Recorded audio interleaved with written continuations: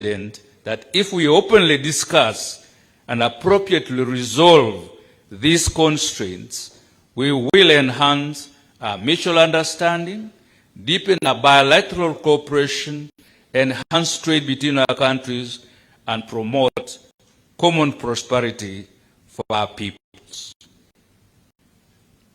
I wish to acknowledge the efforts of the senior officials and the permanent principal secretaries from both countries for successfully concluding their meetings held on the 12th and 13th of this month, respectively.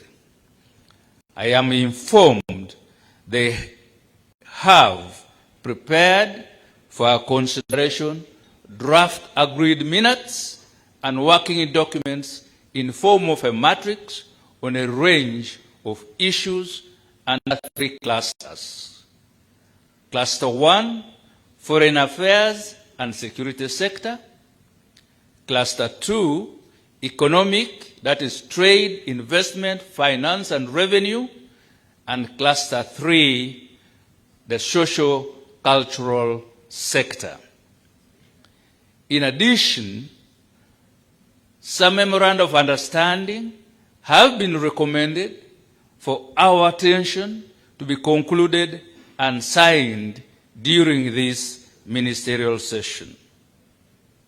Your Excellency, during this session, we will draft 3 outcome documents, namely the joint communique, secondly, the agreed minutes, and thirdly, the updated decision matrix that will guide our regular and future engagements and implementation of agreed decisions.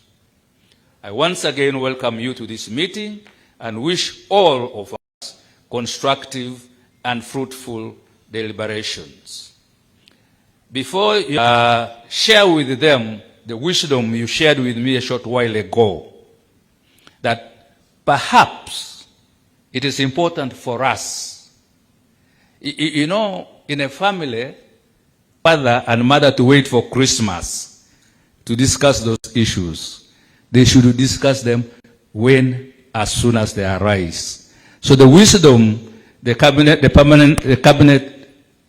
let us also consider this so that we can discuss it as quickly as possible, so that we do not allow it to mature to Christmas. On that note, Your Excellency, let me now take this opportunity to invite you to make your remarks for our benefit, Your Excellency.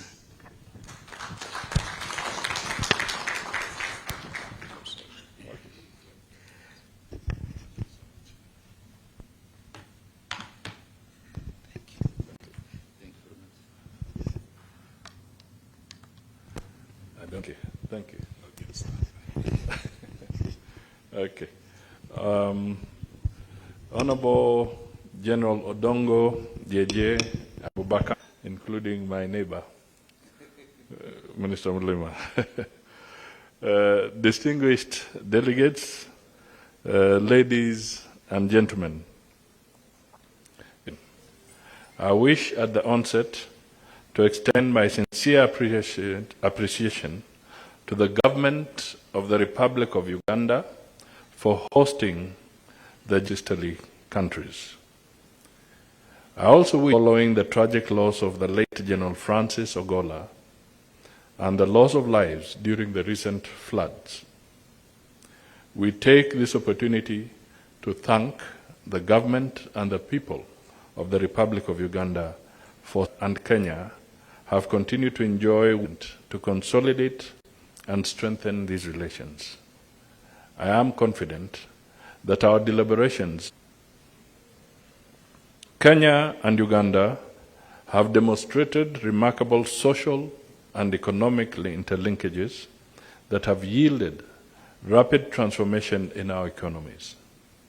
The profound friendship between our two countries, African Union Agenda 2063, to realize the aspirations of our people.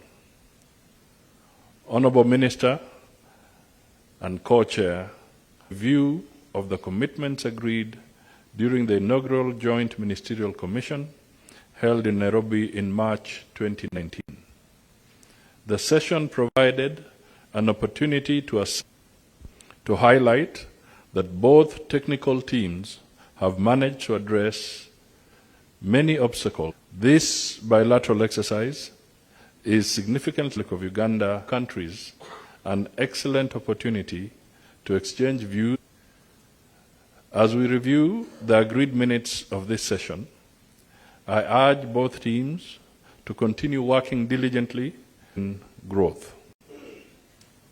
It is my desire that the issues on non-tariff barriers that have continued to hamper cross-border trade between our two countries are further discussed at length and a conclusive position reached to enable other outstanding issues relating to immigration, boundary reaffirmation, which has progressed at a slow pace due to challenges related to funding, thereby impacting on the program of action, and other cross-border matters for enhancing cooperation between our two countries.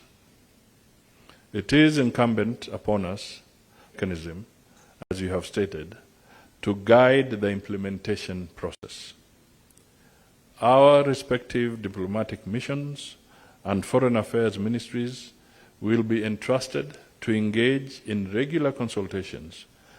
Let me express my gratitude 24th April 2023 for being in possession of illegal firearms. The gesture by the government of the Republic of Uganda and to His Excellency the President Yoweri Museveni. Honourable Minister, Uganda, and I thank you once again for the arrangements made to ensure that we have fruitful deliberations. I thank you all for your kind attention. Asanteni sana.